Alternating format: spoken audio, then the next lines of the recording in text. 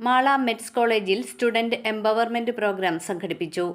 Mala Meds college of advanced സ്റ്റഡീസിൽ dream and success എന്ന empowerment programme സംഘടിപ്പിച്ചു. കോളേജ് മീഡിയ ഹാളിലാണ് പരിപാടി സംഘടിപ്പിച്ചത്. വിദ്യാർത്ഥികളും സ്റ്റാഫും വലിയ പങ്കാളിത്തത്തോടെ പരിപാടിയിൽ പങ്കെടുത്തു. Principal professor doctor Fonsy Francis സ്വാഗതം ആശംസിച്ചു.